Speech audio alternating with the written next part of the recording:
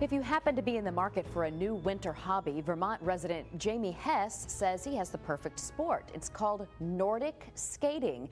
And while it's been popular in Europe for centuries, it's only gaining traction now in the U.S. HESS is a large part of the reason. NECN's ANYA HUNEKE has tonight's cover story. A crisp but sunny February morning, Jamie HESS heads out onto frozen Lake Morey in Fairlee, Vermont, with a gleam in his eyes. Well, I tell you, these are the kinds of conditions that we usually just dream of. He's been coming out here on skates for almost a decade, but his excitement is still palpable. It's hard, after all, to get bored of a sport that has yet to become trite or trendy. In the U.S., Nordic skating is just starting to catch on. There are large swaths of the country where it's never been heard of.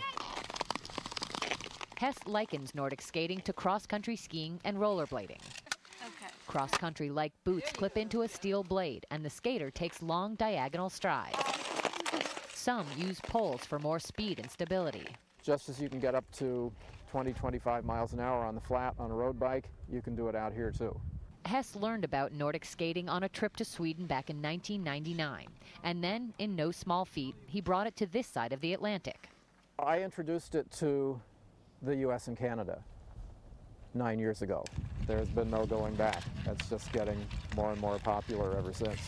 He now runs a skate and ski shop in Norwich and organizes regular Nordic skating events around the region, including here on Lake Morey, which boasts the longest skating trail in the U.S. HESS is determined to popularize this little-known winter sport. He's really championing it.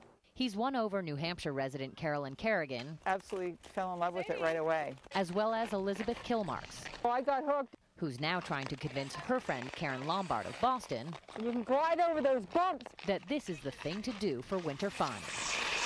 It is kind of neat to be on the vanguard of something new. One of the things people like about Nordic skating is that you're not confined to a rink.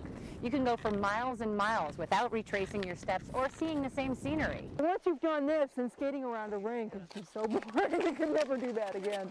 HESS says when it comes to spreading the word about Nordic skating, his job is made easy by the fact that this sport is easy to learn and easy to master, which means it's easy for him to teach. Keep your foot horizontal.